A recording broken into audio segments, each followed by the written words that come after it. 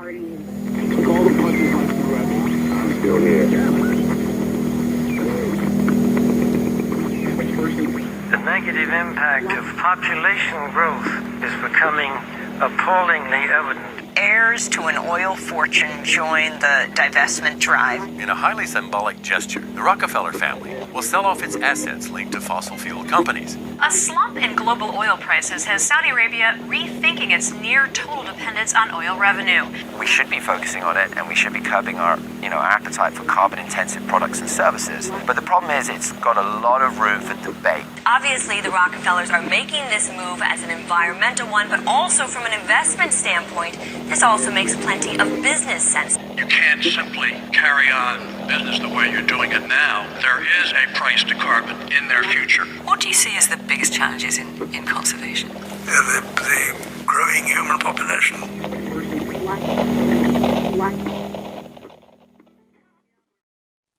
At the dawn of the 20th century, a new international order was emerging, one founded on oil.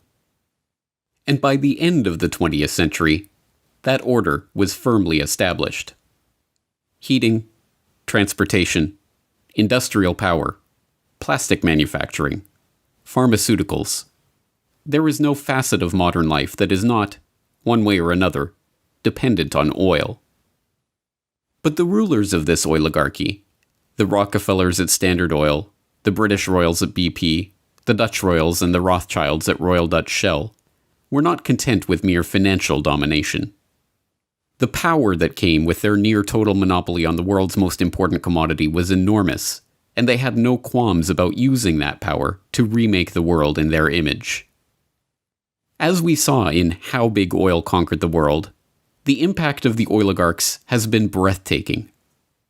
From the education system to the medical profession, from the Green Revolution to the Gene Revolution, from World War to the Gulf War, oil money has been used to shape every aspect of the world we live in.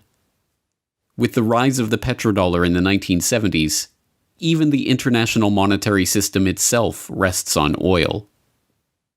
But now, in the 21st century, it seems that the old order, the oil order, is finally coming to an end.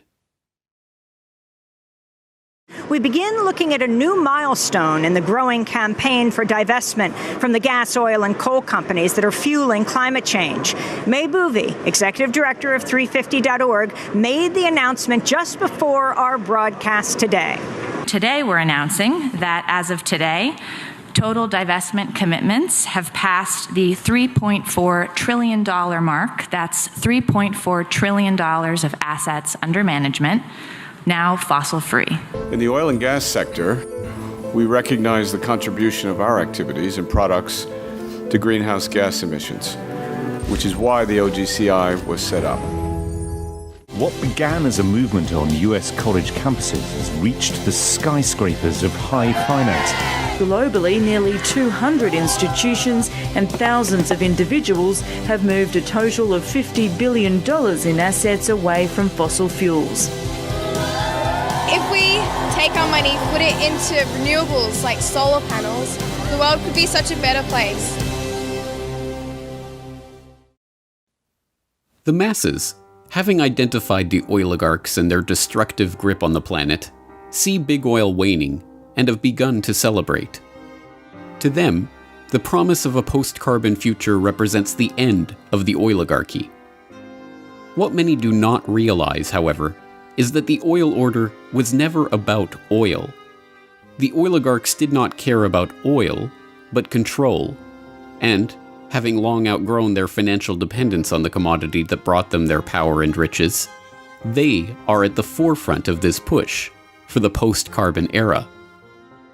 Now, the oligarchs are seeking to bring in a new international order, one in which their control is consolidated, their plan complete, their power unquestionable. One in which every aspect of human life, from energy to money to the very genome itself, is precisely ordered and technologically controlled. This is the story of what the oligarchs really desire and how they plan to achieve it.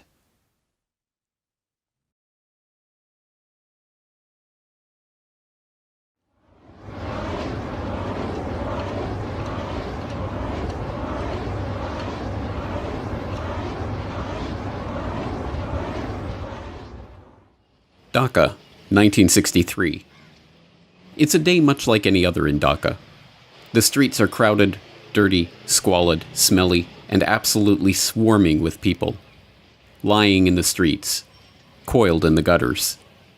Into that swarm of people steps a most unlikely figure. Wearing his drip-dry suit and hugging his briefcase, he sticks out from the crowd. Surveying the scene, he shakes his head ever so slightly before remarking, half to himself and half to his traveling companion, "Well, that's the problem, isn't it?"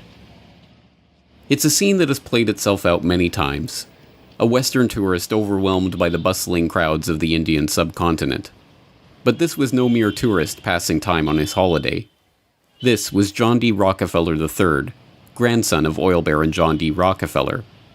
And, armed with the unimaginable wealth, power, and influence that his family name bestowed on him, he was on a mission to do something about the problem of overpopulation. Rockefeller approached that mission as a representative of the Population Council, a group that he himself had founded in 1952 to address the problem in Dhaka and elsewhere. On its surface, the Population Council was a straightforward organization with a straightforward task: to support medical and scientific research into the question of the growing human population. But the dark history of the council and its guiding philosophy reveal Rockefeller's true interest in this problem and its ultimate solution. John D. Rockefeller III, or JDR3 as he was known to the constellation of researchers, businessmen, politicians, diplomats, and royals in the orbit of the Rockefeller family, had decided early on how to make proper use of the formidable money and power at his disposal, by controlling the population of the planet. In 1934, the then 28-year-old JDR3 had written a letter to his father, John D. Rockefeller Jr., about the Rockefeller Foundation's research into birth control and related questions, declaring, "I have come pretty definitely to the conclusion that it is the field in which I will be interested, for the present at least, to concentrate my own giving." JDR3 was nothing if not a man of his word. After commissioning a Rockefeller Foundation fact-finding mission to Asia to report on the threat of the growing Third World population, he organized a conference of the top medical and demographic researchers of the era to discuss, as the very title of the meeting termed it, population problems. From that meeting emerged the idea for an organization, the Population Council, to guide the development of the burgeoning field of population and fertility research. JDR3 personally donated $1.35 million of his own money to found the council and provide its initial operating expenses. Like his father and grandfather before him, Rockefeller had learned to use philanthropy and largesse as a mask for his true intention: control. But that mask slipped when he penned a draft of the council's charter revealing the organization's true purpose.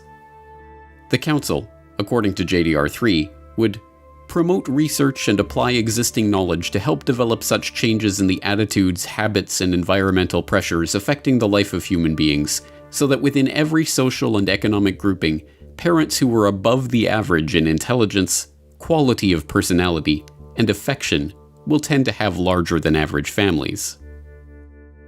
Thomas Perrin, the former Surgeon General of the United States and council co-founder, warned against including such a blunted mission in the council's mission statement. Such questions arise as the following, he warned. Who is to determine the parents who are above average in affection? Also, who would decide the persons having better than average personality? Frankly, the implications of this, while I know they were intended to have a eugenic implication, could readily be misunderstood as a Nazi master race philosophy. I have, therefore, recast this paragraph. The line was dropped from the final version of the charter. In truth, however, that sentence had not been written by JDR3 himself. Instead, it had been copied word for word from the back cover of Eugenical News, the central publication of the American eugenics movement. This was no mere accident. Frederick Osborne, one of the co-founders of the council and its first president after Rockefeller stepped down in 1957, was also the president of the American Eugenics Society. When the Population Council was founded, both Osborne and the American Eugenics Society he directed formally moved their operations into the council's New York office. with the Eugenics Society now taking its funding directly from Rockefeller's Population Council grant. The Population Council was the Eugenics Society under another name. Eugenics. This was the guiding vision of JDR3 and the Rockefeller family's philanthropy. A vision that cast the Rockefellers and their fellow oligarchs as superior families, fit by very virtue of their wealth and success to guide the course of world events.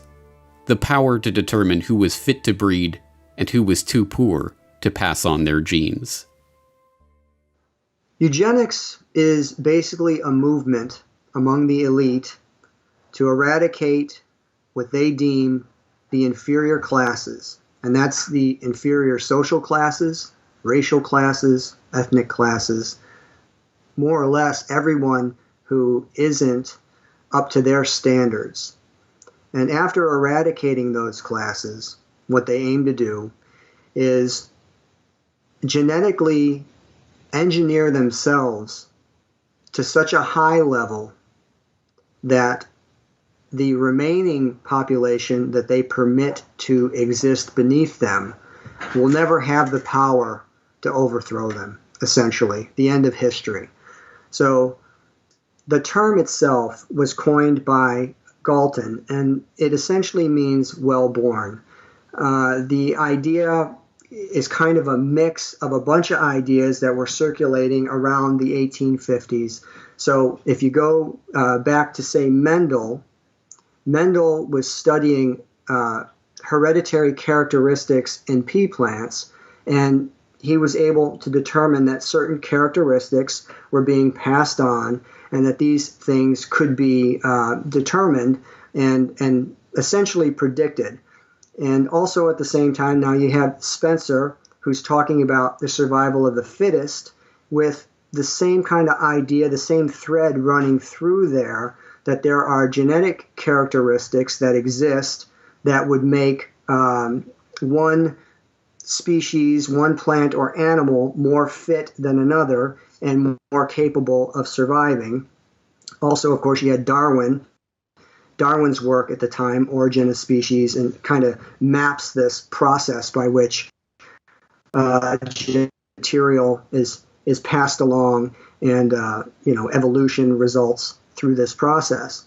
So Galton is essentially taking all of these ideas, and he was kind of known for observing and identifying patterns. And what he essentially did was started to come up with this concept, this idea that through studying human characteristics, they could, if they chose to, breed superior human beings. Obsessed with breeding and family heredity, the eugenicists believed that it was not merely physical characteristics like weight or height that were determined by one's family line, but social characteristics like intelligence or conscientiousness or even criminality. If you were poor, it's because you come from poor stock. If you're criminal, it's because your family line is criminal. And if you're a Rockefeller or a Rothschild or a royal, you are rich and successful because your family was destined for fortune and success. The pseudoscientific trappings of this 19th century eugenic philosophy may have been new, but in fact the idea is as old as human civilization itself. People have always been taught to believe that their rulers are special, a class apart, members of a family specially chosen to rule over the masses. Whether literal descendants of the gods, like the pharaohs of Egypt or the emperors of Japan, or members of families specially chosen by God to reign over their kingdoms, like the monarchs of Europe, the right to rule over others was something passed down through family trees. The commoners, meanwhile, knew their place. Not being born of royal blood, they entered the world as serfs, worked the land for the benefit of the noble class, and, if they were lucky, had children of their own to repeat the cycle for another generation. But the breakdown of medieval feudalism gave rise to a newly wealthy merchant class. The development of the scientific method challenged centuries of religious dogma. The spread of Enlightenment philosophy led to the toppling of monarchs and the rise of democracy. and the Industrial Revolution paved the way for the rise of the robber barons and the creation of vast new family fortunes. By the late 19th century, as the oligarchs in America and Europe began to consolidate their wealth, a new justification for elite rule of society was needed. One that discarded with outdated appeals to supernatural order and seemed to rest on a bedrock of science.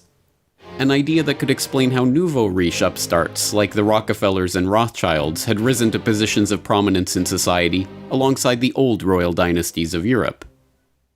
Eugenics fit the bill perfectly. The answer was in their genes. Well, I think this eugenic idea that comes about of survival of the fittest almost gives a scientific excuse for some of the most inhumane and horrific actions that have ever been journeyed by humanity and then manifested. So the idea of controlling people through controlling reproduction and reproductive capability and access to mates and stuff like this is an idea that's thousands of years old. So eugenics, when it came around, in a strong form in the late 1800s, where you've got people like the Darwins, the Wedgwoods, and the Huxleys, specifically T.H. Huxley, Thomas H. Huxley was known as Darwin's bulldog.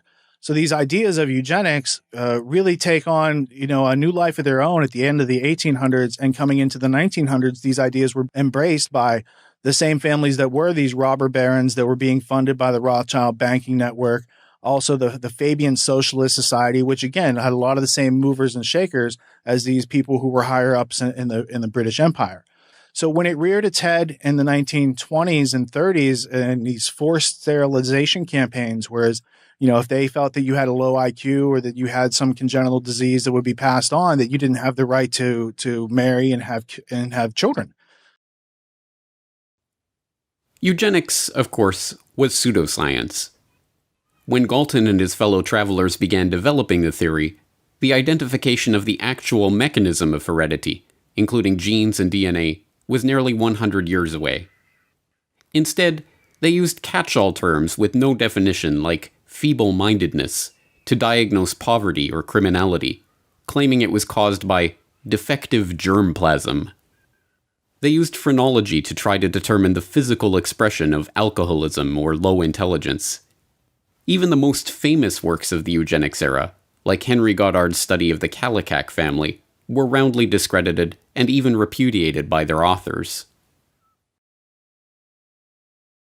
It's 100% pseudoscientific. It's absolutely arbitrary. The characteristics that they're looking for, something like feeble-mindedness, is something that is not only not scientific, it can essentially be described in any way that the person who is observing wants it to be described. So feeble-minded could mean that maybe you stutter, so then you're feeble-minded. Maybe you're shy, so you're feeble-minded. Maybe they just don't like the way you act, so you're feeble-minded.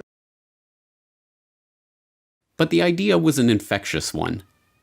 Like all the most enticing pseudoscience, it explained so much with so little effort. It appealed to the vanity of the researchers, usually hailing from successful and wealthy families themselves, and it gave an excuse for social engineering on a scale never before dreamed of. When eugenics crossed the Atlantic, spreading from the rarefied British countryside of Galton and his cohorts to the rocky shores of America, it hit ambitious young researchers like Charles Davenport with hurricane force. A Harvard-trained zoologist who had grown up in a strict, puritanical family of New England Congregationalists, Davenport's authoritarian father was obsessed with genealogy, tracing the family tree all the way back to his Anglo-Saxon forebears in 1086. When the younger Davenport discovered Galton's writing while working in a biological laboratory on Long Island, he found his purpose in life. As he later told the American Breeders Association, which became an important ally in his eugenicist cause, "Society must protect itself. As it claims the right to deprive the murderer of his life, so also it may annihilate the hideous serpent of hopelessly vicious protoplasm." With the proselytizing fervor of a religious convert, Davenport concocted an ambitious idea for furthering the eugenic cause: the creation of a eugenics record office to register the genetic background of every single man, woman, and child in America, and eventually the world, so that every person could be categorized by their family line and assigned a genetic rating. Once completed, those with the lowest eugenic value could be eliminated from the gene pool. So the idea of eugenics makes its way to America, lands in the lap of Charles Davenport, who approaches the Carnegie Institute for funding. And on the Cold Spring Harbor Laboratory, they set up this, essentially an institute to study eugenics. And this eventually evolves with some Harriman money into the Eugenics Records Office. So between this initial institute that's set up at Cold Spring Harbor and then the Eugenics Record Office, which is also added to that, you're talking about millions and millions and millions of dollars of funding that's put forward to go out and investigate and find the inferior germplasm. Basically, that's how it's often described. The Rockefeller Foundation's initial contribution to the Eugenics Record Office, a mere $21,650, was a small sum, but it came with clear benefits. Not only the institutional infrastructure and the personnel of the foundation and the prestige of the Rockefeller name itself, but the promise of increased support as the work advanced. And as always, the Rockefellers were true to their word. Rockefeller Foundation researchers like William Welch, the founding director of the Rockefeller Institute for Medical Research, sat on the ERO's board and helped direct its activities. The Rockefellers also provided funds for specific research, like a $10,000 grant to survey New York's Nassau County for the eugenically unfit. And it created sister organizations like the Bureau of Social Hygiene, which cross-pollinated research and researchers with Davenport's own laboratory. John D. Rockefeller Jr. especially showed an interest in Davenport's work right from the start. They kept up a regular correspondence on a number of eugenics issues.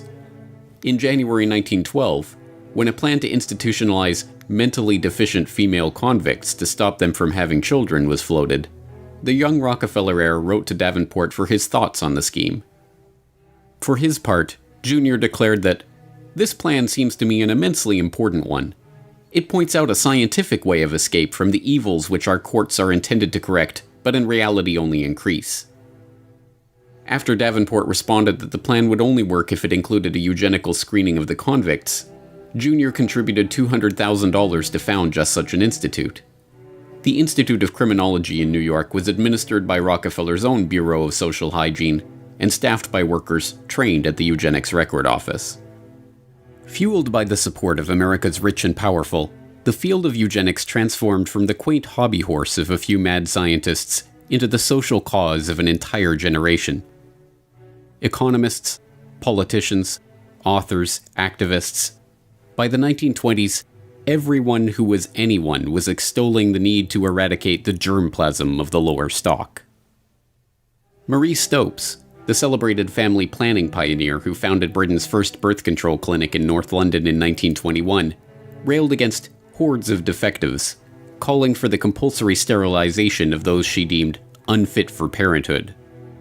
Tommy Douglas, now venerated as a hero in Canada for his role in founding the nation's healthcare system, submitted a master's thesis to McMaster University advocating that subnormals, defectives, and morons, like those with low IQ or physical abnormalities, be isolated on a state farm or in a colony where decisions could be made for them by a competent supervisor, and called on the government to certify mental and physical fitness to stop the unfit from breeding. John Maynard Keynes, the economist who gave us the Keynesian economics school that is still popular among central planners today, was himself president of the British Eugenics Society from 1937 to 1944. Alexander Graham Bell is still revered as the inventor of the telephone, but was in fact an early supporter of Charles Davenport and a founding member of the Eugenic Records Office Board of Scientific Directors. He openly campaigned for the eradication of the deaf race by governments intervening to stop deaf people from marrying. Nobel Prize-winning playwright and author George Bernard Shaw advocated for the creation of a government panel that would require everyone to justify their existence before it. If they failed to do so, Shaw thought those people should be killed by the state. Eventually, with foundation funding and promotion, this eugenicist mindset filtered down into the popular culture. The American Eugenics Society sponsored fitter family contests at state fairs, awarding prizes to families scoring the highest on eugenic health tests. The Society also sponsored contests to award prizes to clergy who fit the message of eugenics into their sermons. Eugenics even found its way to the silver screen. Well, we thought it necessary to present your family's case to the State Medical Commission. And after an examination, they decided there was but one important action to take: to have your entire family sterilized. Why, what's that? I don't know what you're talking about. Well, we investigated your family's history, Alice. And those of the past 3 generations have been feeble-minded, congenital cripples, or habitual drunkards. Instead of improving, each generation is more of a problem. Now, in this state, we have a law which provides for such people to have an operation so there won't be any more children. I see. But merely popularizing their ideas was not the goal of the eugenicists. They wanted action. And in this case, that meant concrete steps towards eliminating the defective germplasm from the human population. Government-sanctioned murder of those deemed unfit was always one option on the table. And it wasn't just playwrights like Bernard Shaw advocating for government death panels. Eugenicists of all stripes discussed and debated the idea of murdering degenerates as the quickest way of achieving their goals. Mistaken regard for what are believed to be divine laws and a sentimental belief in the sanctity of human life tend to prevent both the elimination of defective infants and the sterilization of such adults as are themselves of no value to the community. The laws of nature require the obliteration of the unfit, and human life is valuable only when it is of use to the community or race. Madison Grant, Director of the American Eugenics Society, 1915. But mainstream eugenicists realized that this approach was not possible in the political and judicial climate of the day. As Henry Goddard noted in his infamous study on the Kallikak family, "For the low-grade idiot, the loathsome unfortunate that may be seen in our institutions, some have proposed the lethal chamber, but humanity is steadily tending away from the possibility of that method, and there is no probability that it will ever be practiced. Instead, they would have to turn to the other option, the more politically acceptable solution for stopping the undesirables from breeding: forced sterilization." Indiana passed America's first eugenic sterilization law in 1907, and with only a few years, there were a dozen states where those deemed unfit were being legally sterilized against their will. But still, this was not enough for the eugenicists. The approach was too scattershot. Only a few thousand sterilizations had taken place under these laws, and Indiana's own Forced Sterilization Act was overturned by the state Supreme Court in 1921. Once again, Harry Laughlin, Davenport's right-hand man at the Rockefeller-funded Eugenics Record Office, stepped in to solve the problem. He drafted a model eugenic sterilization law in 1922 that became the basis for Virginia's 1924 Sterilization Act. To confront the issues head-on, the eugenicists decided to challenge the law's constitutionality themselves and take the lawsuit all the way to the Supreme Court. All they needed was the right test case to bring to trial. And they found that case in Carrie Buck, an 18-year-old ward of the Virginia State Colony for Epileptics and the Feeble-Minded, who was neither epileptic nor feeble-minded. But start back in the 1920s with Carrie Buck.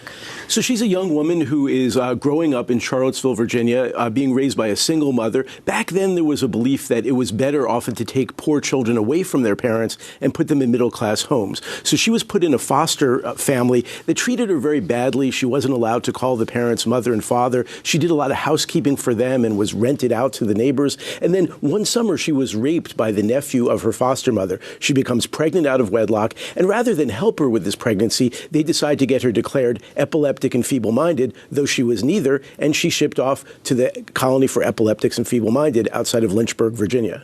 And what happened to her there? So she gets there at just the wrong time. Virginia has just passed a eugenic sterilization law, and they want to test it in the courts. So they seize on Carrie Buck as the perfect plaintiff in this lawsuit. So they decide to make her the first person in Virginia who will be eugenically sterilized. And suddenly she's in the middle of a case that's headed to the U.S. Supreme Court. The case was a sham, concocted merely to get the Supreme Court stamp of approval on the issue of forced sterilization. Buck's independent counsel was in fact Irving Whitehead, one of the founding directors of the colony that was pushing to sterilize her, and the man who appointed the director that was pushing for her sterilization. Buck herself was not feeble-minded, nor was her mother, nor was her daughter, Vivian Buck, who Carrie bore as a result of being raped and who was declared feeble-minded as a baby because, as a social worker testified during the trial, there was a look about it that is not quite normal. But just what it is, I can't tell. None of these facts mattered to the Supreme Court. Presided over by former President and Chief Justice William Howard Taft, the court voted 8-1 in favor of upholding Buck's forced sterilization and the constitutionality of the Virginia eugenics sterilization law itself. Writing the decision was one of the most famous and venerated justices in the history of the court, Oliver Wendell Holmes Jr., himself a eugenicist from the so-called Boston Brahmin sect of the hereditary East Coast establishment.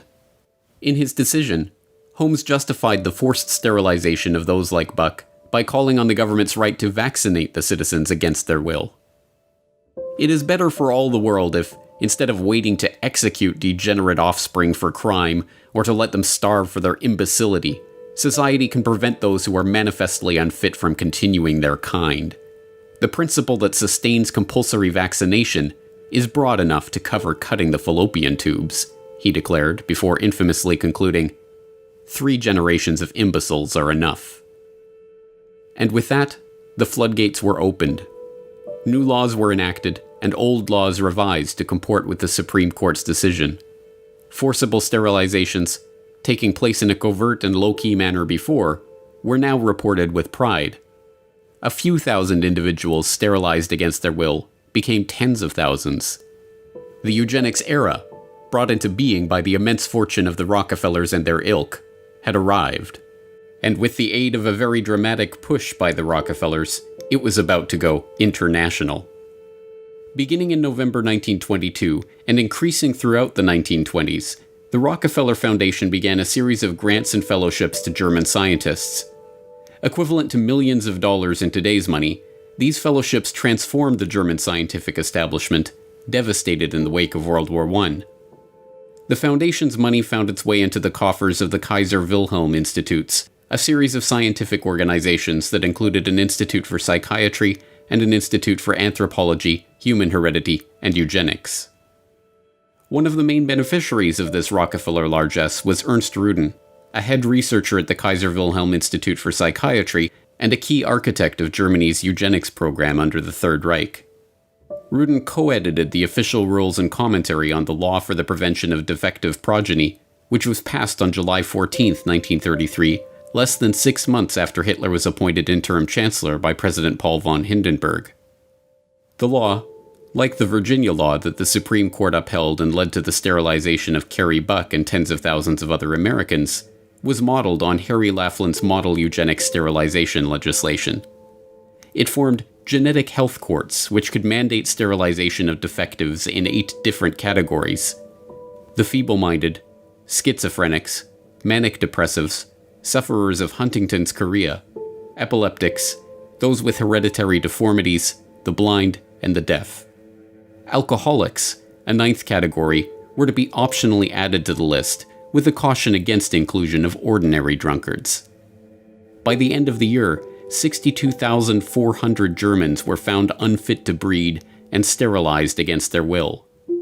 By 1945, that number had reached 400,000.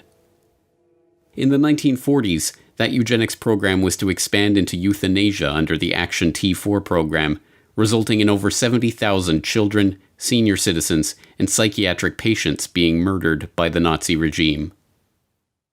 As the dust settled on World War II, the name of eugenics became synonymous with the Nazis in the minds of the general public. The eugenicists, outraged, knew that their work could not continue any longer under the name of eugenics. But that didn't mean that it couldn't continue. So after World War II, you don't hear about it anymore as eugenics. What you hear is molecular biology and these sorts of colloquial terms that were developed by the Rockefeller Foundation, which was one of the families primarily in America that was helping to fund it in America, in Britain, in Germany, who also funded Hitler during that time. So there's a lot of overlaps between the people who were actually out there funding genocide and the people who had ideas about culling the population and population control and sterilizing people. And these ideas go on and permeate society to this day. As American Eugenics Society co-founder Frederick Osborne wrote, "Eugenic goals are most likely to be attained under a name other than eugenics." Thus, he moved the American Eugenics Society into the offices of John D. Rockefeller III's Population Council, becoming president in 1957. The Rockefellers and their fellow oligarchs had for generations felt themselves to be stewards of the planet, protecting it from the rising tide of the genetically inferior. They were not about to give up that quest. They would simply have to package it under a different name.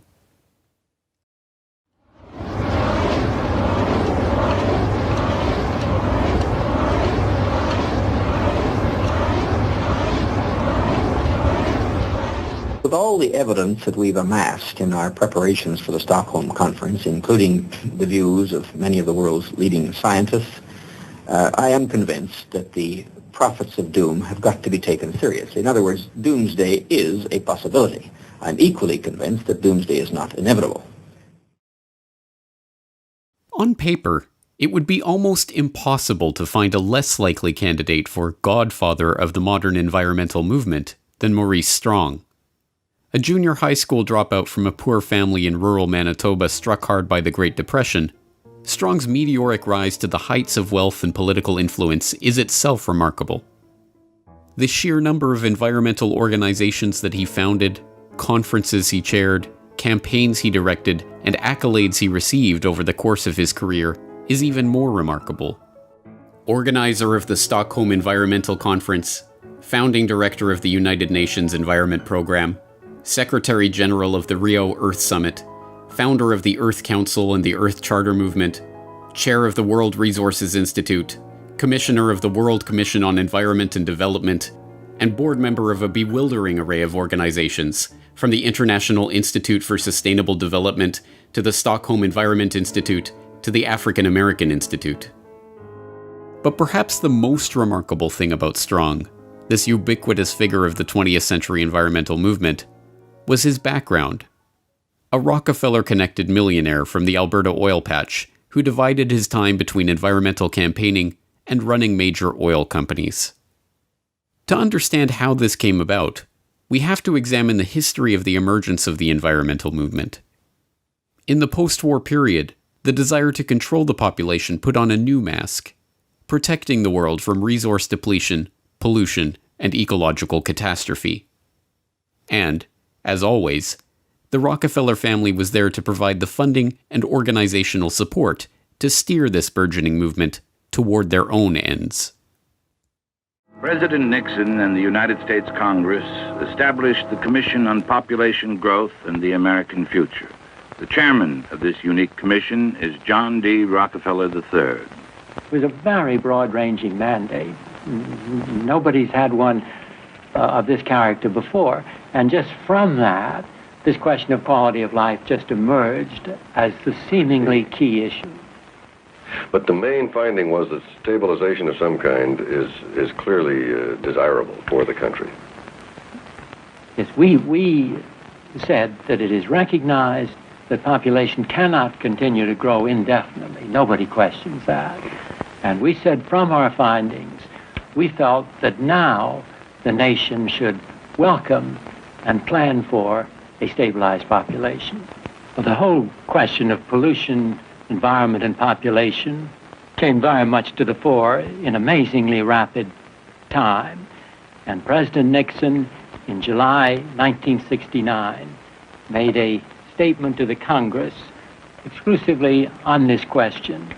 And I'd like to read just 2 sentences from that statement, as I think it's indicative of his concern in regard to the subject and his recognition of its importance here and around the world. He said, "One of the most serious challenges to human destiny in the last third of this century will be the growth of the population.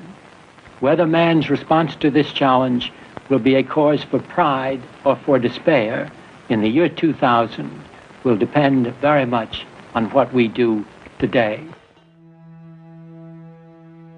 Joining the Rockefellers in shaping the international environmental movement were their fellow oligarchs across the Atlantic, including the British royals behind BP and the Dutch royals behind Royal Dutch Shell.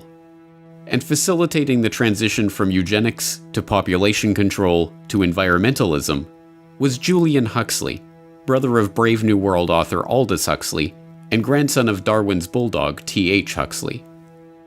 Julian Huxley was a committed eugenicist, chairing the British Eugenics Society from 1959 to 1962.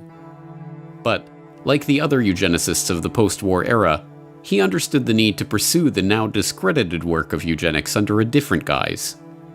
The founding director of the United Nations Educational, Scientific and Cultural Organization, UNESCO, Huxley wrote in the agency's founding document about the need to find ways to make the cause of eugenics politically viable once again. At the moment, it is probable that the indirect effect of civilization is dysgenic instead of eugenic. And in any case, it seems likely that the dead weight of genetic stupidity, physical weakness, mental instability, and disease proneness, which already exist in the human species, will prove too great a burden for real progress to be achieved. Thus, even though it is quite true that any radical eugenic policy will be for many years politically and psychologically impossible, it will be important for UNESCO to see that the eugenic problem is examined with the greatest care, and that the public mind is informed of the issues at stake, so that much that now is unthinkable may at least become thinkable. Huxley found the perfect front for the reintroduction of these unthinkable eugenical ideas in 1948, when he used UNESCO as a springboard for founding the International Union for the Conservation of Nature, and then again in 1961, when he used that agency as a springboard to create the World Wildlife Fund. Joining Huxley as co-founders of the fund were not only Prince Bernhard of the Netherlands, founder of the Bilderberg Group and former employee of the IG Farben conglomerate, and Prince Philip of England, but Godfrey A. Rockefeller of the Rockefeller dynasty. Together, they pledged to harness public opinion and educate the world about the necessity for conservation. Years of education about the strain that the growing human population put on the resources of the Earth, paid for by the very oligarchs who had just spent the past century monopolizing one of the world's key resources, led, inevitably, to a predictable conclusion. Now, for the first time in the history of man, an international movement is underway. The people of the nations and the nations of the world have joined together to find the answers. This building and the world's representatives hold the solution. We have seen what we've done to bring about the destruction of our Earth. Is it not the time now to cure the disease that we ourselves have created? Yes, the cure for the disease of mankind, according to Rockefeller-funded propaganda featuring John D. Rockefeller III as an expert commentator, was to be found at the United Nations, whose headquarters had been so graciously donated by the Rockefeller family itself.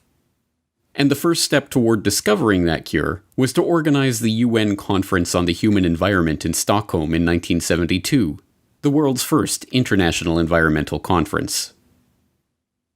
For 11 days in June 1972, Stockholm was a magnet for everyone concerned with the environment. 1,200 official delegates from 113 nations were in Stockholm for the first international conference on the human environment. The meeting, first proposed to the United Nations by Sweden and approved by the General Assembly in 1968, attracted worldwide attention. In 4 short years, the topic of the human environment had gone from the back pages of newspapers to make headlines on page 1. And who better to oversee the conference and lay the institutional groundwork for this burgeoning, oligarch-supported movement than a consummate oil man. The very fact that the conference began with 113 participating countries with very high-level delegations from those countries, this in itself represented a very significant step forward, because this demonstrated more than anything else the real concern of the majority of countries in the world. All his life, Maurice Strong had the uncanny ability to be in the right place at the right time to meet the right person to advance up the ranks. Having been born in Oak Lake, Manitoba in 1929, and suffering through the Great Depression, the ambitious young Strong dropped out of school at age 14 and headed north to look for work. Finding his way to Chesterfield Inlet, Strong got a job as a fur buyer for the Hudson's Bay Company, and there met Wild Bill Richardson, a prospector whose wife, Mary McCall, hailed from the family behind McCall Frontenac, one of Canada's largest oil companies. So Mr. Strong sort of enters the big world through a guy by the name of Wild Bill Richardson, who was a sort of prospector, married into an oil family called McCall, whose company was called McCall Frontenac. It was a major importer of oil from the Middle East, had been taken over long since by the Texaco Company through a brokerage house called Nesbitt Thompson. So in a way, Mr. Strong was introduced to the world of big oil and the world of resources at a very young age, was picked up as a very smart kid, taken under the wing of a man named Paul Martin Sr., who was a cabinet minister and whose son would go on to become the Prime Minister of Canada. And introduced to the oil patch through people at the very top, and that would include David Rockefeller. Through the Richardsons, Strong made a series of increasingly unlikely connections. First, he was introduced to the treasurer of the then brand new United Nations, Noah Monod. Unbelievably, Monod didn't just secure Strong a job as a junior security officer at UN headquarters. He allowed the young Manitoba farm boy to live with him in New York. And while there, Monod introduced Strong to the most important contact of his life, David Rockefeller. From that moment on, Strong was a made man. And from that moment on, wherever Strong went, Rockefeller and his associates were there somewhere in the background. It was a Standard Oil veteran, Jack Gallagher, who gave Strong his big break in the Alberta oil patch when he quit his UN security job to return to Canada. And when Maurice Strong suddenly decided to quit that oil patch job, sell his house, and travel to Africa, he supported himself working for Rockefeller's Caltex in Nairobi. When he quit that job in 1954 and started his own company back in Canada, he hired Henry Bruni, a close friend of Rockefeller associate John J. McCloy, to manage it, and appointed 2 Standard Oil of New Jersey reps to its board. By his late 20s, he was running his own company, and was already a millionaire. As he would throughout his life, Maurice Strong capitalized on these connections and opportunities to full effect. After being chosen to organize the UN Environmental Conference in Stockholm, he was appointed a trustee of the Rockefeller Foundation, which then funded his office for the Stockholm Summit and supplied Carnegie Fellow Barbara Ward and Rockefeller ecologist René Dubos for his team. Strong commissioned them to write Only One Earth, a foundational text in the sustainable development arena that is heavily touted by globalists as a key document for promoting the global management of resources. The 1972 Stockholm Summit is still hailed as a landmark moment in the history of the modern environmental movement, leading not only to the first governmentally administered environmental action plans in Europe, but the creation of an entirely new UN bureaucracy, the United Nations Environment Programme, UNEP. Naturally, the UN appointed Maurice Strong as UNEP's first director. Shortly thereafter, Strong continued his double life by jumping straight back into the oil patch. Eastern Canada was hit particularly hard by the OPEC oil embargo, and as a result, then Prime Minister Pierre Trudeau created Petro-Canada, Canada's national oil company. And who did he tap as the company's first president? None other than that crusading Rockefeller-backed environmentalist, Maurice Strong. Leaving that post in 1978, Strong continued with a scarcely believable series of governmental, private sector, and international appointments, from chairman of the Canada Development Investment Corporation to chairman of AZL Resources Incorporated to leading the UN's famine relief program in Africa. In 1987, Strong helped to organize another environmental conference, much less known but no less remarkable than the Stockholm Summit. Dubbed the Fourth World Wilderness Congress, the meeting took place in Denver, Colorado, and brought together Strong, David Rockefeller, Edmund de Rothschild, then Treasury Secretary James Baker, and a gaggle of other oligarchs, bankers, Washington power players, and globalists, ostensibly to talk about the environment. What they actually discussed was altogether more incredible. I suggest, therefore, that this be sold not through a democratic process. That would take too long and devour far too much of the funds to educate the cannon fodder, unfortunately, which populates the earth. We have to take almost an elitist program that we can see beyond our swollen bellies and look to the future in time frames and in results which are not easily understood or which can be, with intellectual honesty, be reduced down to some kind of simplistic definition. Those were the words of David Lang, a banker from Montreal who spoke during the conference. And to Lang, the Rockefellers, the Rothschilds, and the other bankers and oligarchs assembled at the meeting, the general population are cannon fodder that unfortunately populates the earth. This candid admission, a perfect encapsulation of the eugenical ideas at the heart of the global conservation movement funded into existence by the oligarchs themselves, was caught on tape by George Hunt, a businessman in Boulder, Colorado, who had volunteered to help the conference as a concerned citizen and came away horrified by what he had witnessed there. He released his own recordings of the proceedings in the early 1990s to warn the public about this group and its ultimate aims. Hunt's recording captured the moment when Maurice Strong introduced Baron Edmund de Rothschild, whose father's cousin had sold the Rothschilds' Azerbaijani oil fields to Royal Dutch Shell in 1911, as a pioneer of the environmental movement and a founder of the concept of conservation banking. One of the most important initiatives that is open here for your consideration is that of the conservation banking program. As we mentioned this morning, we have as our chairman, fortunately, the person who really is the source of this very significant concept. He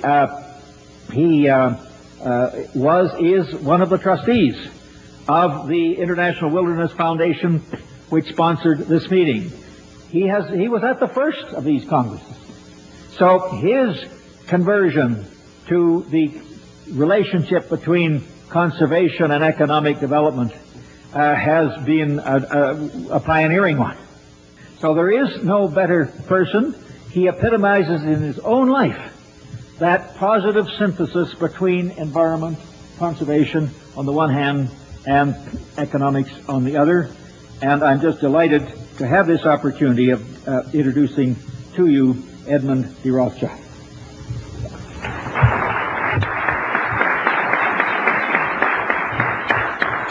Maurice, thank you very much indeed for all that you've said, and I would ask the audience to take with a slight grain of salt all that he has said about me.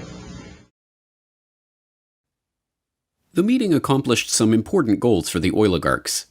It led to the creation of wilderness areas, vast expanses of natural terrain from which the public could be largely excluded. These areas were to be designated and overseen by the IUCN, the same body that British Eugenics Society President Julian Huxley used as a springboard to creating the World Wildlife Fund. Another important goal of the conference was Rothschild's proposal for the creation of a so-called World Conservation Bank that would operate at a supranational level and coordinate finance for development projects around the world. The meetings now of the new concept of an international conservation banking program involves all sectors of the human community, governmental and intergovernmental agencies, the public and private agencies, large charitable foundations, as well as ordinary individuals worldwide.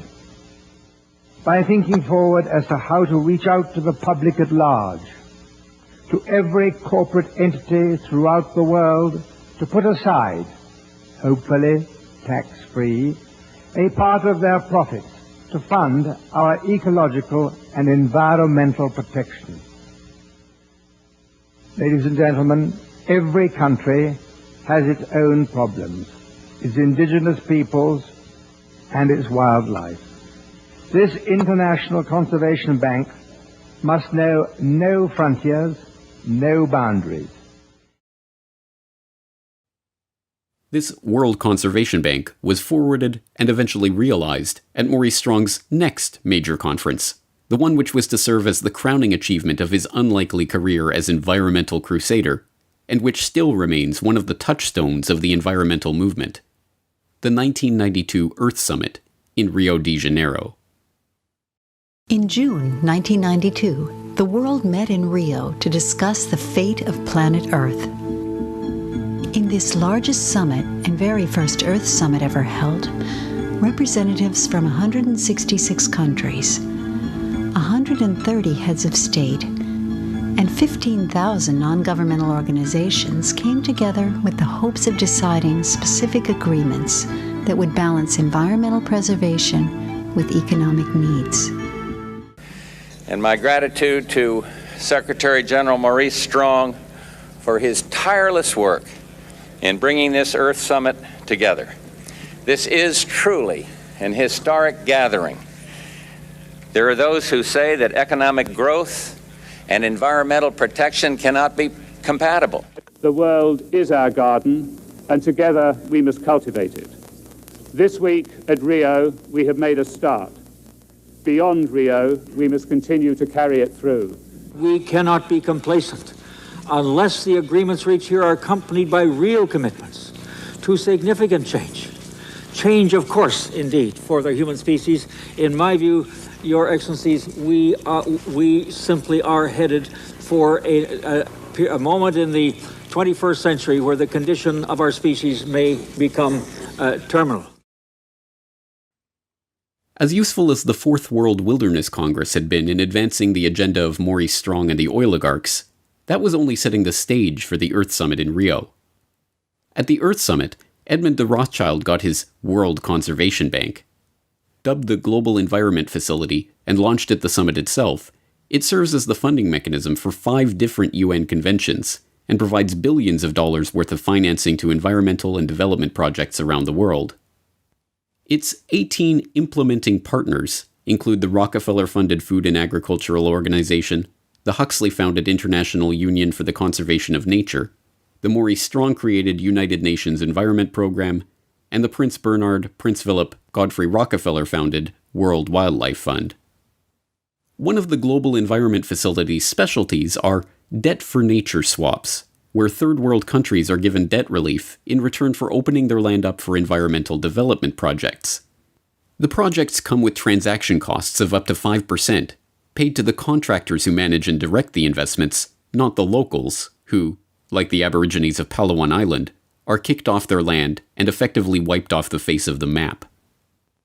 The Earth Summit also gave rise to the United Nations Framework Convention on Climate Change, the body to which the Intergovernmental Panel on Climate Change delivers its reports.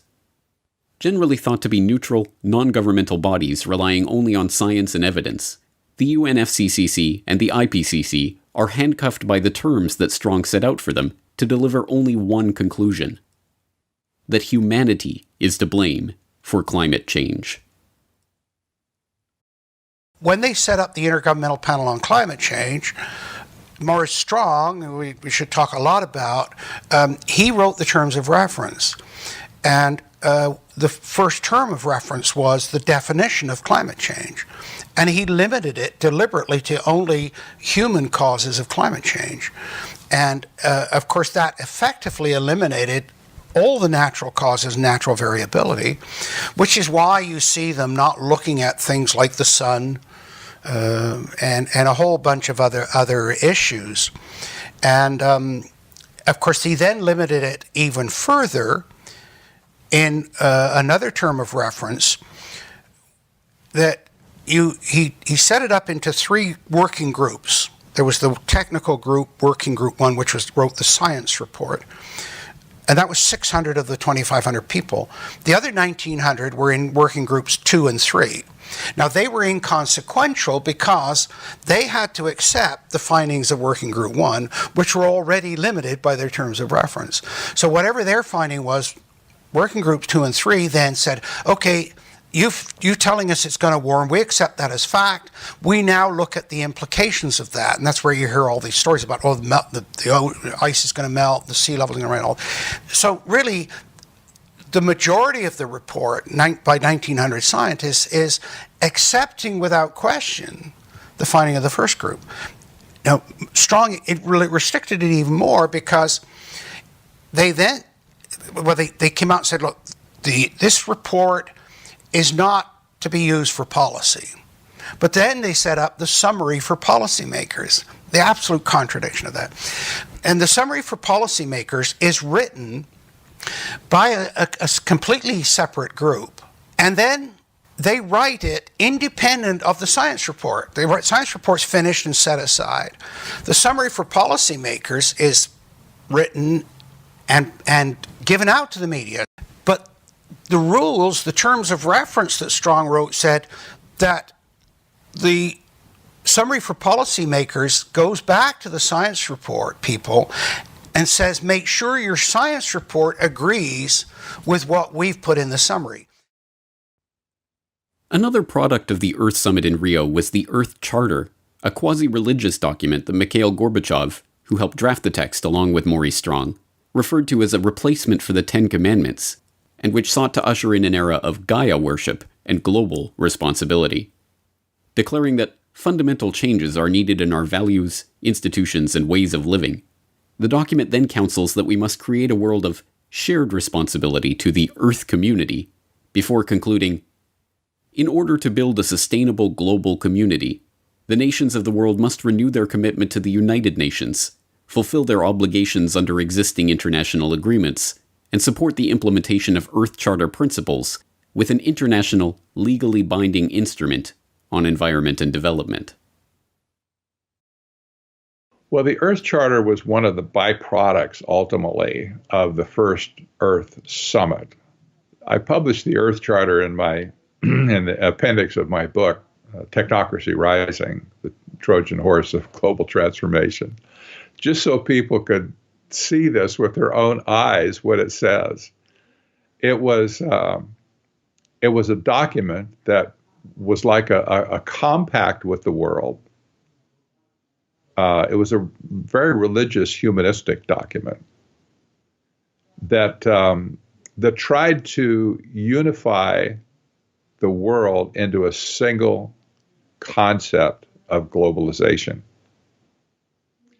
And it was a very defined document that was signed off. The history goes back before that, but it was finally signed off by I don't know how many, just almost all the nations at the United Nations. And the primary author of the Earth Charter was Stephen Rockefeller. And so the Rockefellers understood early on that, no, it's not just the economic system, and it's not just necessarily the political control system. We also have to factor in a religious belief that we can use to get people to believe what we're doing is for their good. What the oligarchs had been working toward for decades, and what they achieved in Rio in 1992, was the completion of the transformation of the eugenics philosophy, from talk of sterilization of the feeble-minded, to a popular understanding of humanity as a cancer that must be removed for the Earth to live. Now, the duty was to reduce carbon footprints and reduce the population in the name of saving the planet. But wrapped in this new vocabulary, and coming with a trendy, pervasive, and well-funded advertising campaign, the end result sounded remarkably similar to the eugenics of old. A new study from Lund University in Sweden says the single best way to cut your carbon footprint, assuming you want to, is simply to refuse to reproduce. Deleting some humans from existence, they say, saves far more carbon than, I don't know, being vegetarian, riding a bike to work, not boarding an airplane. There is a study that says, well, actually, if we reduced global fertility by half a child per woman, that you could maybe do that. It would go a long way, but it would reduce like a big chunk, a fifth to a quarter of all carbon emissions needed to avoid that tipping point. So should we have policies that penalize people for having extra kids in the developed world? So I do think that we should at least consider it. Well, at least consider it is like do it. In the push to reduce global warming, children, according to some, are the new culprits. A think tank in the UK says too many kids are what's making the planet worse, saying large families, anything over 2 children really, should be frowned upon as an environmental no-no. And, without the public even noticing it, the oligarchs were able to wrap themselves in this new flag to appear not as the billionaire scions of the oil industry who made their vast fortunes by plundering the earth and monopolizing its wealth, but as crusading environmentalists who are going to save the planet from the cannon fodder that unfortunately populates the earth. The negative impact of population growth on all of our planetary ecosystems is becoming appallingly evident. So we have been members of the IPCC. We have authored many of their papers. We have peer-reviewed all their papers. So we have been engaged in the understanding of the evolution of our understanding of climate change for decades. At Saudi Aramco, we strive to continually reduce the environmental impact of our operations, from oil well to consumer, and our support for the Oil and Gas Climate Initiative that strives to be a catalyst for practical action on climate change through collaboration on technology and best practices. We have a common reason. We care about environment. We think that together we can do better. We have the competencies, we have the strength, we have the tools to do good things in this field. Technology that will be developed through this investment fund of $1 billion will help us in the long term to reduce emissions. We want to build an ecosystem of innovation on this issue, working together. Putting our forces together, we can bring pragmatic and concrete solutions. And even today, the masses, outraged over the carnage that big oil has wrought, are content to have that outrage directed by the very oligarchs they seek to oppose. The same oligarchs who are quietly funding and supporting their environmental movement from behind the scenes, and even leading it from the front. The Rockefeller family made headlines by divesting from oil completely in 2016.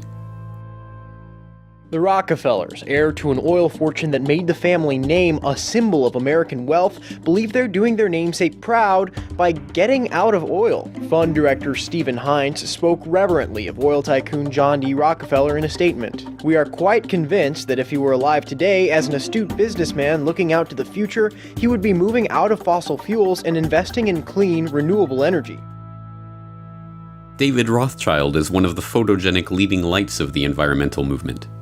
Dubbed Plastic Jesus for his publicity stunts and photo opportunities masquerading as a concerned environmentalist, David Rothschild, a scion of the billionaire banking family that added to its fortune with its Azerbaijani oil field holdings and still invests in oil through ventures like Genie Energy, now spends his time lecturing the public about how their lifestyles are killing the polar bears.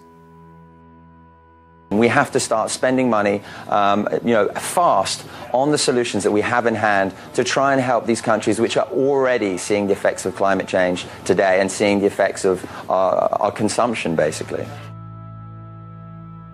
Prince Charles is outspoken on the subject of global warming, warning his loyal subjects that unless they tighten their belts and live more humble lives, they will bring about the end of the world. Ladies and gentlemen, the battle against climate change is surely the most defining and pivotal challenge of our times. We cannot ignore the symptoms and should act now to restore the health of the planet before it is too late. This, of course, will require an unprecedented transformation of our communities, societies, and lifestyles, all predicated on the move to a low-carbon and circular economy. The groundwork has been laid for what these oligarchs call the post-carbon era. It is no longer about oil. It never was. It is about control.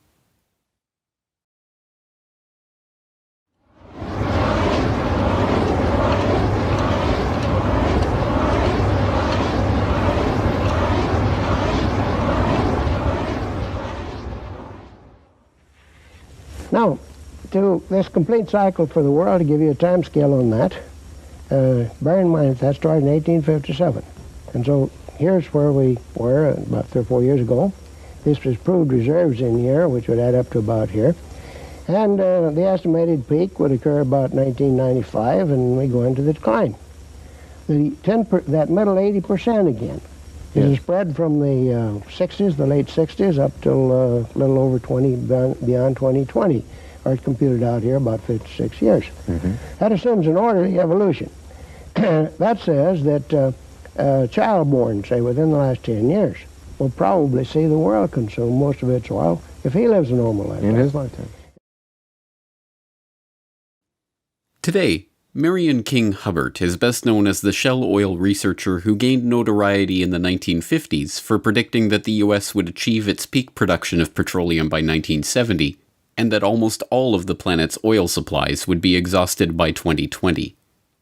This peak oil theory, still sometimes referred to as Hubbert's peak, was, like everything else generated by big oil, a conveniently crafted lie, designed to habituate the market to artificial scarcity and thus keep oil prices high. Hubbert's prediction was not based on any empirical data from any oil field, but instead relied on Hubbert's incorrect guesses about remaining oil reserves and employed a heuristic tool to model production. As Hubbert's protege and colleague at Shell Oil, Kenneth DeFaze, conceded years later, the numerical methods that Hubbert used to make his prediction are not crystal clear. Today, 44 years later, my guess is that Hubbert, like everyone else, reached his conclusion first, and then searched for raw data and methods to support his conclusion. Shortly before his death in 1989, Hubbert himself admitted that when he showed his peak oil paper to Shell's managing director before presenting it to his colleagues, the director had told him not to go overboard with his estimates of oil reserves, pointing specifically to L.G. Weeks, a rival geophysicist who had estimated reserves to be much higher, and thus the impending threat of undersupply and the need for high oil prices to be much weaker. But although today Hubbert is remembered almost exclusively for his peak oil thesis, he was in fact involved in a much larger, lifelong project, helping to codify and incorporate a movement that, much like eugenics, was wildly popular nearly a century ago, fell out of favor in polite society, and yet continues today under other names. That movement was called technocracy. Hello, I'm Arvid Peterson, and this is the first of a two-part presentation on technocracy, an alternative social system. These programs are not intended to entertain or amuse you, nor are they meant to scare you. We are making a new approach.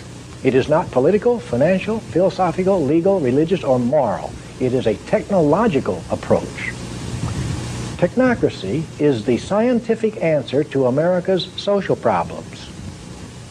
And technocracy is a new design for social operation that is based upon science. It is the vehicle by which we can move into a new era for better living. Technocracy billed itself as a social movement, a philosophy, a scientific solution to political and economic problems, and a new way of ordering the world. But at base, it is an idea for a new international economic order, one to be designed and managed down to the most minute detail by a select few, the technocrats. Technocracy was defined very succinctly in 1938 by their own publication, the Technocrat magazine. And they call it a system of scientific engineering of, society. They saw themselves as a merger between hard science and social science, which really is an oxymoron. Social science is not really a science, in my opinion.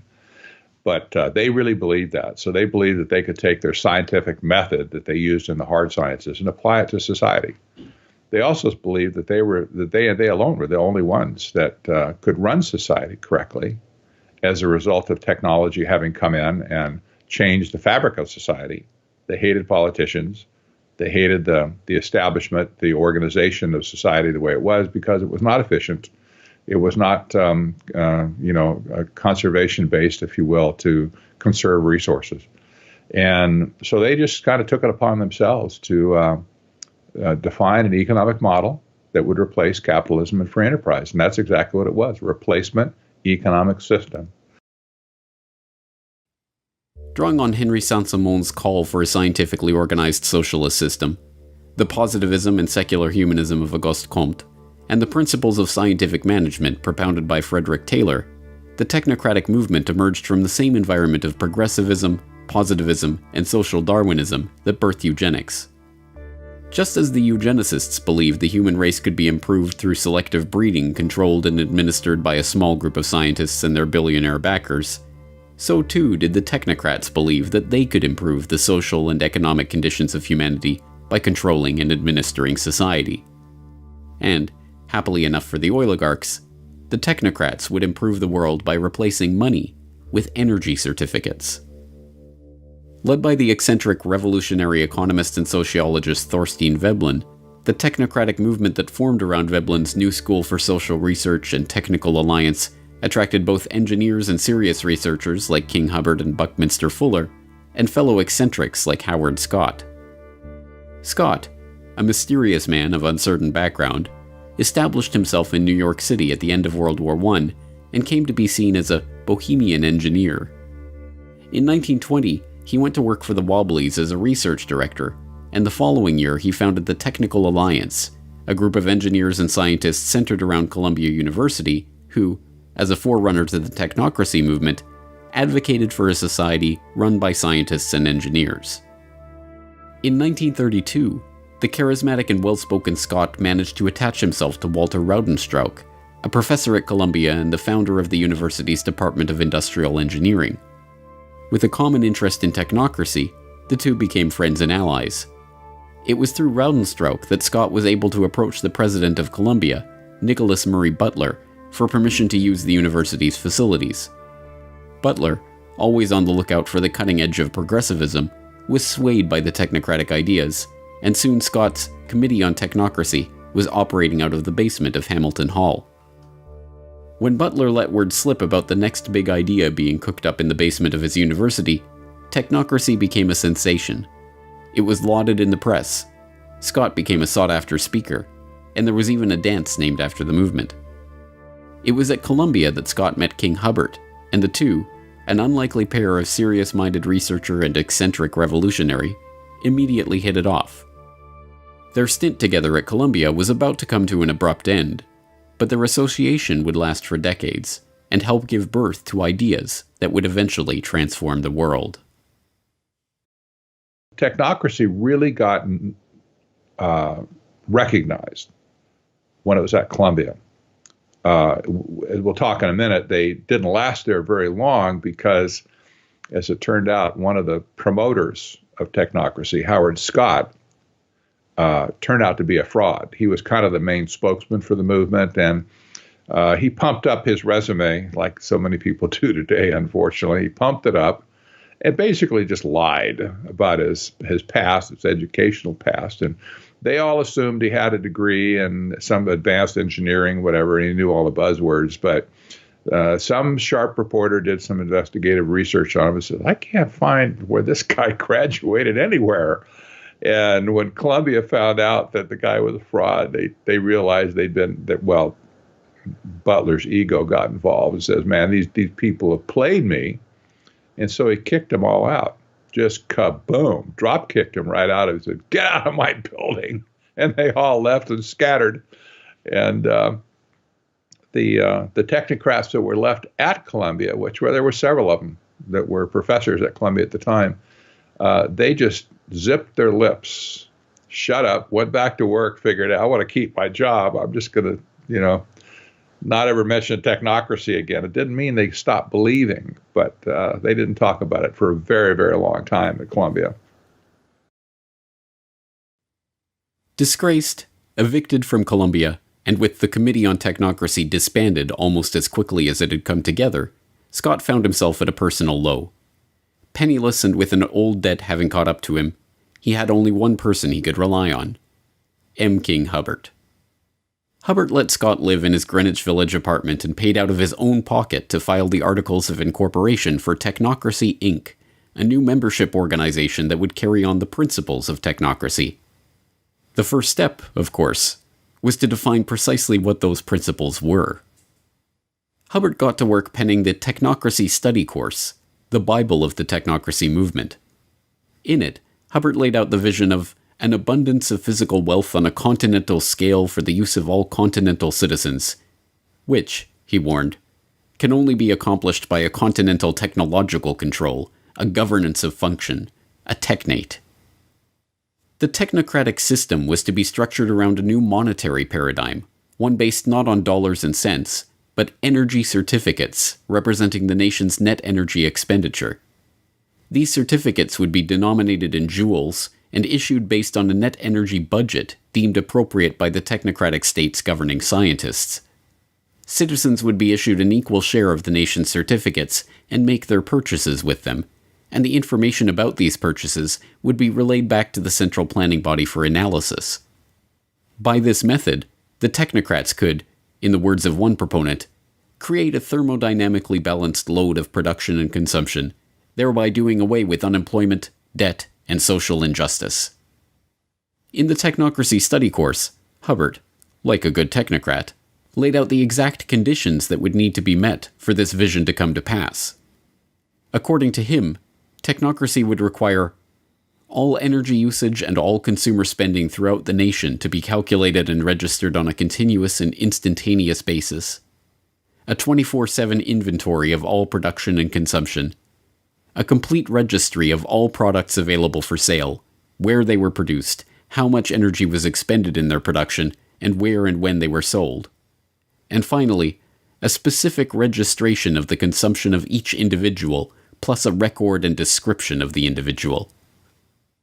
Hubbard's vision was not just that of a totalitarian society in which every detail of every interaction was recorded and reported to a central authority, but, for the 1930s, the concept of continuously and instantaneously updated registries of every good in the economy was not just audacious, but borderline insane. Nevertheless, suffering through the Great Depression, the American people were willing to listen to any ideas to replace the current system that had so obviously failed them, no matter how outlandish. Technocracy Inc. did attract a following, swelling into the tens of thousands later in the decade. But Scott's eccentric ways, compelling members to salute him in public and delivering rambling radio addresses, ultimately led to the movement's long, slow decline in relevance. Hubbard never repudiated the concept of technocracy, but when he joined Shell as a researcher, he resigned his position on the board of Technocracy Inc. and avoided direct mention of the organization.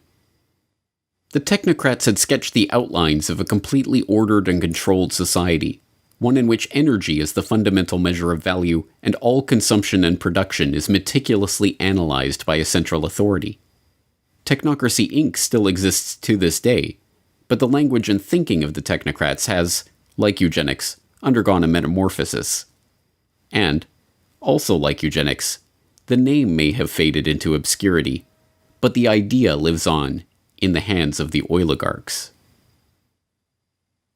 Would you live in a greener lifestyle if you could make money from it? That may be possible if a government proposal for personal carbon emissions allowances is implemented under the scheme. Everyone in the UK would be allocated an annual carbon allowance. Stored electronically, rather like a supermarket loyalty card, points would be deducted every time we buy or use non-renewable energy. For example, using electricity to power appliances in the home. Or travelling somewhere by plane. Or even buying petrol for your car on the forecourt. Now, any points left over could then be sold back to a central bank. Are you still with us? And people who need more, like motorists who had used their allocations, could then pay for a top-up. Carbon rationing, carbon trading, carbon taxes, cap and trade. Just as the technocrats of old envisioned a new economic order based on energy and governed by the dictates of scientists and engineers, so too does this modern form of technocracy envision an economic order in which energy is budgeted, priced, and traded by intergovernmental panels of scientists and the political caste that grows up around these institutions. The Environmental Protection Agency is not a frivolous agency. It is created to yes, to regulate carbon dioxide emissions. And I have been saying to the West Virginia Coal Association, which for the most part doesn't believe in climate science. They don't believe there's a climate problem. And I have been saying to them for a number of years that that's wrong. In my judgment, the science is true. The science is unequivocally true. And that there is a price to carbon in their future. I said this a couple of months ago. There's a price to carbon in their future. But I believe that the cap and trade approach is the essential first step, partly because it is the only basis upon which we can envision a truly global agreement, because it's very difficult to imagine a harmonized global tax. A carbon tax or any other way of putting a carbon price is actually, from an economic point of view, the most effective and efficient way to do this. Okay, you can regulate and you can do, all kinds of things, but nothing is as strong a market signal to the private sector as a carbon price, whether that be a carbon tax or whether it be a cap and trade, which is what California is doing, or any of the other measures that ultimately give you a carbon price. But that is the simplest, cleanest, most powerful signal. So if that's possible, I'm with you. These measures are sold to the public as a way of penalizing the big oil interests that have spent the last century monopolizing the world's key resources and plundering the earth in the pursuit of profit. What they do not understand, because it has been deliberately obscured, is that it is these very interests that have been instrumental in creating these schemes in the first place. It's my understanding that back in 1997, when you were vice president, Enron's CEO, Ken Lay, was involved in discussions with you at the White House about helping develop this type of policy, this trading scheme. And is that accurate? Is it inaccurate? It's been reported. I don't know, but I met with Ken Lay, as lots of people did, before anybody knew that he was a crook. Right, and clearly you can see why so many of us are concerned about this type of cap-and-trade energy tax that would be literally turning over this country's energy economy. I didn't know him well enough to call him Kenny Boy. Well, but you knew him well enough to help devise this trading scheme. In the early 1990s, Enron, the disgraced Texas-based energy trading company that turned out to be a complete fraud, spearheaded the EPA's $20 billion cap-and-trade program for sulfur dioxide, promptly becoming the largest trader in that market. As a follow-up, the company, led by Ken Lay, began lobbying the Clinton administration, and particularly Vice President Al Gore, to create a similar market for carbon dioxide, making lavish contributions to environmental groups like the Nature Conservancy, whose climate change project argued for restrictions on carbon emissions. Enron then hired Christopher Horner, a former staffer on Senator Joe Lieberman's Environment Committee, to lobby for an international treaty that would restrict emissions and allow for trading in emission rights. They were joined in this quest by Goldman Sachs, the infamous Wall Street investment bank known today for the revolving door between the firm and the U.S. Treasury, who helped establish the Chicago Climate Exchange as the first North American emissions trading platform. In 2004, Al Gore, who has spent the last 2 decades lobbying for the creation of a carbon trading market, founded Generation Investment Management, an investment management partnership that sells carbon offsets, with David Blood, the CEO of Goldman Sachs Asset Management, who stepped down from his position with Goldman to go into business with Gore. By the end of the decade, Gore was already being hailed as a candidate to become the world's first carbon billionaire. Gore himself is an oligarch. His father, Al Gore Sr., was a close friend of Armand Hammer, the oil tycoon behind Occidental Petroleum. After losing a Senate race in 1970, Gore's father went to work for Hammer at Occidental for $500,000 a year. Over the course of his career, Gore Sr. accumulated hundreds of thousands of dollars worth of Occidental stock, which fell into the hands of the executor of his estate at the time of his death, none other than his son, Al Gore. The Occidental connection does not end there. Discovering zinc ore on their Tennessee estate, Hammer bought the Gore's land and sold it back to them with a claim on the mining rights, complete with a $20,000 annual payment, which also went to Gore after his father's death. In 2013, Gore earned $100 million from the Qatari government on the sale of his current TV venture, and then was surprised when reporters were more interested in discussing his oil money than his new book on the global warming cause. But Gore's story is only an example of a larger phenomenon. In 2006, the United States Climate Action Partnership was formed to create a call for action to cut down on carbon emissions. It drafted the Blueprint for Legislative Action, which became the basis for the American Clean Energy and Security Act, seeking to create an emissions trading regime modeled on the European Union Emission Trading Scheme. And the members of the U.S. Climate Action Partnership? A who's who of the oligarchy, including BP, ConocoPhillips, and General Motors. Carbon taxes and carbon trading have proven to be a hard sell for an increasingly wary public, but with the Paris Agreement of 2015, the world saw the biggest step yet towards this technocratic future of energy control and carbon rationing. No surprise, then, that the summit itself was sponsored by and prominently supported by Big Oil. What's your position, and what message would you send to the president? Well, we have been clear in our support of the climate agreement in Paris. We were part of the Oil and Gas Climate Initiative, which is 10 of the big companies in the world who are working towards projects and technologies that are needed. I think we all want to know how the formula will work, but I think the concept of Paris needs to stay in everybody's mind on the issues of we've got to transition the world to a lower carbon forms of energy. I have no doubt it will happen. Yes, I think that what happened in Paris is very, very important. And Mr. Ban Ki-moon underlined that yesterday, that is important not only for the planet, not only for our citizens, not only for our children, it is important for the business. But using energy as the new metric of value for the post-carbon economy is just one element of the neo-technocratic vision. When Hubbert wrote his Technocracy study course, he made it clear that technocracy could not come to fruition without 24/7 surveillance of all energy usage and a continuous stream of data about all goods being produced by and consumed by society. But whereas in the 1930s such a system must have seemed like a delusional flight of fancy, today it is already being implemented. By now, you may have heard the term Internet of Things. Sounds interesting, but what does the Internet of Things actually mean?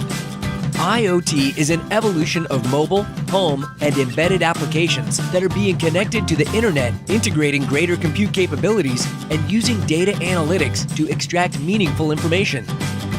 Billions of devices will be connected to the Internet, and soon, hundreds of billions of devices.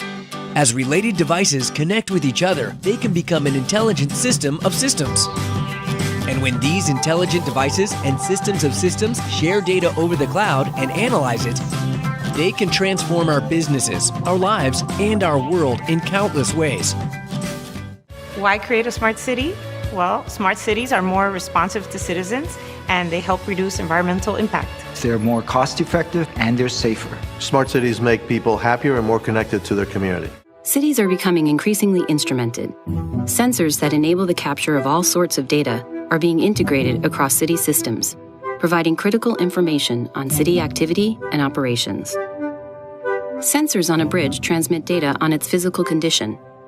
A camera on a freeway relays traffic flow, and digital meters record water and energy usage in real time. Mobile and social channels enable local governments and citizens to communicate with each other, creating yet another source of useful data. Advanced analytics can now readily identify trends and patterns within these massive amounts of data. Information can be integrated, gathered and shared via dashboards, visualizations, and alerts to facilitate understanding and collaboration across systems, agencies, and groups. This department store in Bundang has introduced a new way to shop. With its smart shopper system, customers pick up a small scanner and tag the item they want to buy. It eliminates the hassle of having to carry heavy items in a shopping basket, not to mention the hassle of having to get them home. After you pay for the items at an automated kiosk, the goods are delivered right to your home. Before, I had to wait in long lines at the checkout, but now I can use the Smart Shopper system to pay. It's really quite convenient. Aside from their convenience to shoppers, the system also helps stores gather data about their customers' shopping habits. The smart home communicates with the grid and enables consumers to manage their electricity usage. By measuring a home's electricity consumption more frequently through a smart meter, utilities can provide their customer with much better information to manage their electricity bills. Inside the smart home, a home area network, or HAN, connects smart appliances, thermostats, and other electric devices to an energy management system.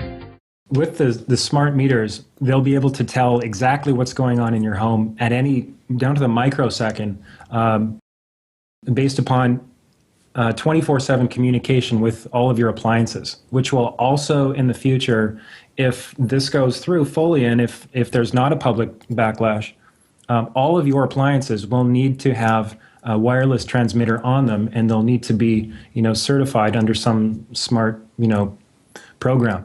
So this means that not only, just stepping aside from one moment to the health issue, this means that not only is your smart meter emitting on average of 13,000 microwave pulses per day, but every one of your appliances is going to be doing the same thing because it will be needed to be communicating with the smart meter itself. So that is a serious concern. We'll get into that a little bit later. But as far as the privacy issue, just diving right in, the current CIA director, David Petraeus, was quoted as saying, "We're going to use smart appliances to spy on you."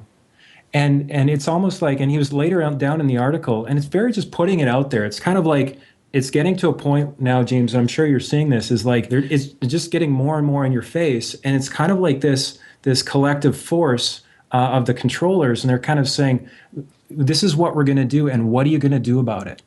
So they're almost challenging us in a sort of, schoolhouse bully sort of way. What are you going to do about it?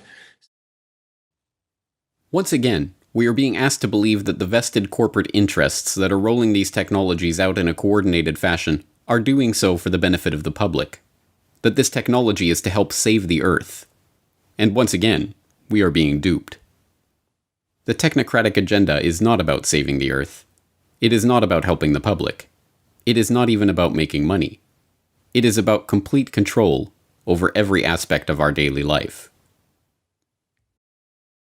So there's two levels, and the way I look at technocracy, there's two levels operating at the same time. There's the operational side of it that has to do with things like smart grid, that have to do with things like various technocratic innovations. Surveillance is another big hot button for technocracy. These are operational issues. From a strategic point of view, which is where the Rockefeller type people operate, it's a different view of where it's headed. On an operational level, it's headed towards scientific dictatorship. And you don't have to be a visionary to figure that one out, anymore. You don't. It's there. But on a strategic basis, what's happening is that there's a massive resource grab going on all over the planet. And when I say resource grab, you have to put yourself in Rockefeller's shoes and the banker's shoes, the Rothschild shoes and whatever, and say, what do you do when money wears out? What do you do? When you sucked all the value you can out of the monetary systems you created, what's left? Well, you and I don't think about those sort of things because we don't have that much money. But these people at the top, especially the bankers, I'm sure they stay up at night thinking, what's after money? What comes after money? The Rockefeller family, especially, has always been a resource-intensive family. That's what oil was all about in the first place. It was a resource, and they understood that energy would be the most important factor in the world over any other type of resource. They understood that. That's why they wanted to create a monopoly over energy. Well, today, as money has been sucked dry, The only thing left to do is to make a grab for the resources themselves. And that's what sustainable development is all about, is taking the resources of the world away from you and me, away from private companies that aren't part of the clique, if you will, and putting them into a global common trust that will be managed by them for their benefit. This is really nothing more than neo-feudalism, again, where the resources are owned by a few and everybody else gets to operate with those resources at their pleasure and discretion. The technocrats and the functionaries of this agenda, like Hubbard and his colleagues in Technocracy Inc., pioneered this idea because they believed that they, the technocrats and engineers, would be able to solve the world's problems. But the oligarchs and bankers who funded their ideas into existence did so because it would help them to become the rulers of a system so perfectly crafted that no resource, no commodity, no person would be beyond their control. And now, in the 21st century, that technocratic vision is coming into view. And it is being helped along by a public that believes the post-carbon future represents the end of the oligarchy. They couldn't be more wrong.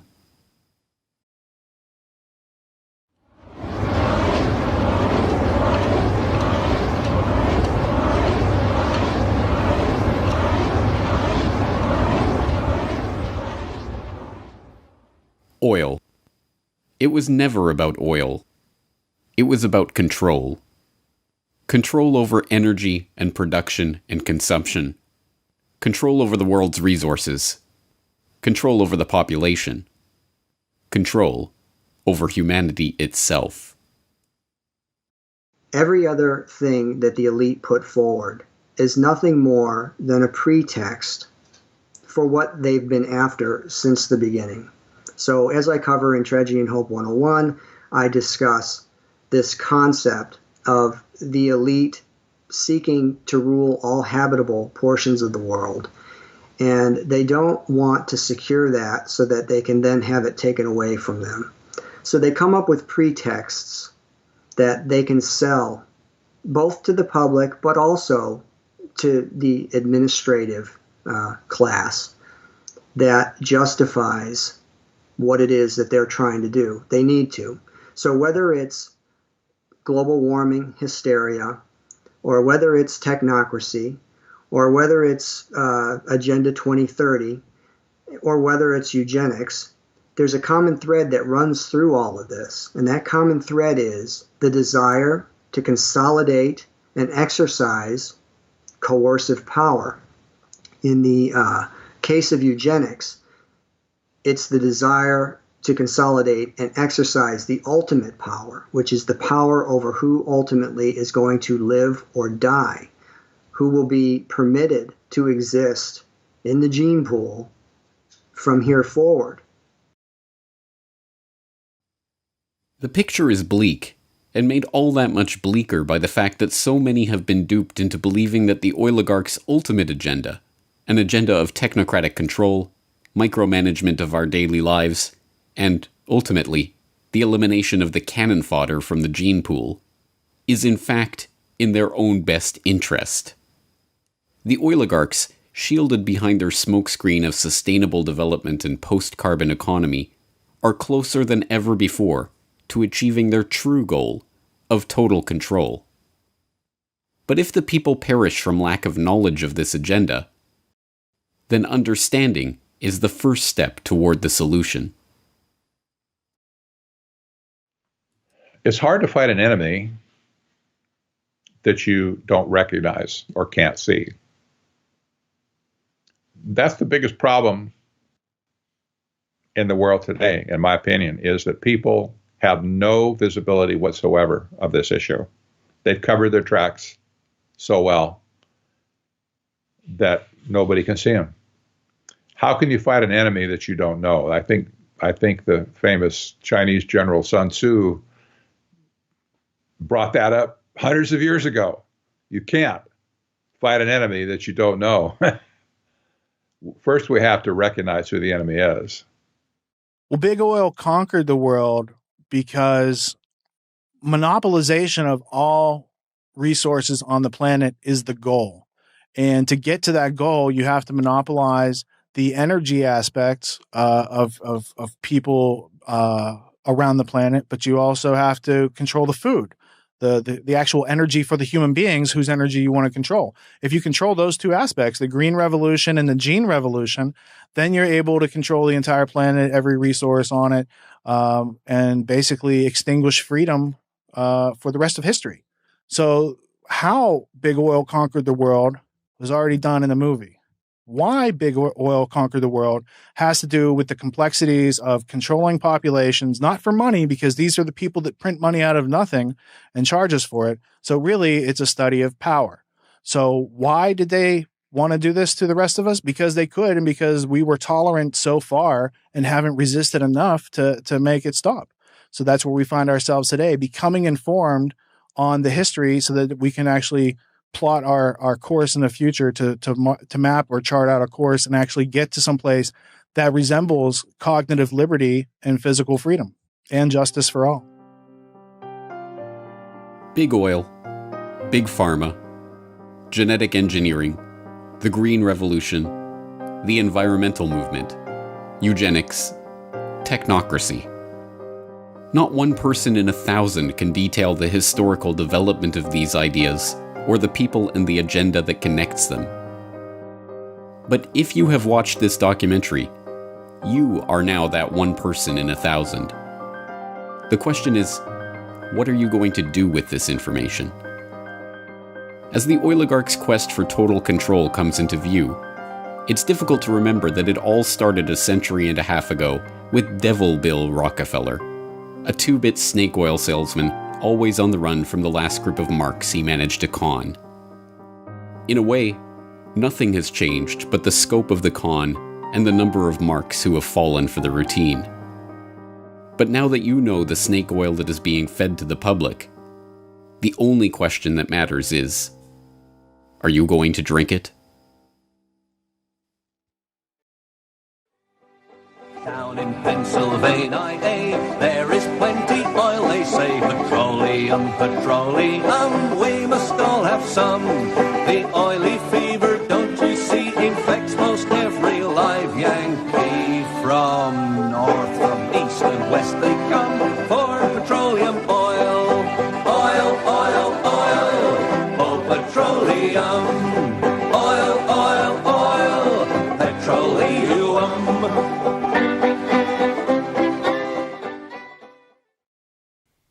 Hello, this is James Corbett of CorbettReport.com, the writer, director, narrator, and creator of the documentary you've just been watching, Why Big Oil Conquered the World. And if you have just watched this documentary all the way through, as well as the previous documentary on how Big Oil conquered the world, then, as I say towards the end, you really are now better informed than the vast majority of the public on these issues and on the history of this picture that I'm trying to paint here. And the real question is, what are we going to do with this information? Well, the first thing I'd like to encourage you to do is to go to CorbettReport.com/bigoil. That is the destination where you will be able to find audio and video copies of the entire documentary, How Big Oil and Why Big Oil Conquered the World. All there for your free download and perusal, and as a handy link that you can share with others if and when you're ready to start sharing this information. But perhaps the most important part of CorbettReport.com/bigoil is the hyperlinked transcript. Everything that is said in this documentary, including sources to all the source documents from which this information came, is in that transcript. It is a very important tool for people to use when you are ready to start delving into this information in greater detail, because as much ground as I was able to cover in the 3 hours of this combined documentary, there's still so much more that needs to be said and so much more information that helps to color in this image that I've only sketched the broad outlines of here. And the transcript, along with the hyperlinks to source documentation, is a good way to start filling in the different pieces of this puzzle. But it doesn't end there, and I'm not going to end the story there, because there are I could have easily made several documentaries instead of just this one and trying to condense it all into one. There's so much more that needs to be said, and certain things that only appear in the documentary for 1 or 2 minutes can and should be developed into entire hour-long explorations. So that's exactly what I'm going to be doing in the coming weeks and months. I'm going to be further developing some of the ideas that are introduced here and some of the characters and history, and fleshing them out in podcast episodes on CorbettReport.com, where we'll explore these issues in much greater detail. So please stay tuned for that. And as I say, once you've started getting into this research and looking at some of the source documents, and you are familiar with this material and you want to share it with others, then CorbettReport.com/bigoil is the place to go and the place to send people to for that exploration. Other ways that you can help with this work, rather than simply spreading the information, which is the first and foremost and most important thing, but also I will be doing interviews on this subject and on this documentary. So if you have a favorite radio program or podcast or whatever it is that you listen to or enjoy, and you'd like to hear me on there being interviewed about this, please do send your suggestions into those various hosts to have me on, and that would be appreciated. The other thing you can do is to get physical hard copies of this, because there are people out there who don't trust anything they see on the internet. But if it's on a physical disc, they'll be more receptive to it. Well, that's fine. And other people just want a physical hard copy of it. Well, you can purchase a physical hard copy of the documentary, both How Big Oil Conquered the World and Why Big Oil Conquered the World. They're available in a 2 DVD set that is now available from CorbettReport.com for $20 US. That includes shipping and handling anywhere in the world. It's 2 discs. It's the 3-hour documentary in complete form here. So that is a valuable resource as well. And I, as always, highly encourage you to make copies of this and hand it out to everyone and anyone, friends and neighbors and coworkers and total strangers and anyone else who you think might be receptive to this information, because this is a huge, huge topic, and no one of us has all the pieces to this puzzle. It is only through all of us coming at this material from our different perspectives and experiences with our different knowledge bases that we'll be able to really construct the big picture of what's happening here. So, as I say, lots more coming on this material in the coming weeks and months to help flesh this out at CorbettReport.com. But in the meantime, please do go to CorbettReport.com/bigoil for all of the information regarding this documentary. I think it's the most important information that we can be talking about right now, and I hope that you'll join me in that conversation at CorbettReport.com/bigoil. Thank you.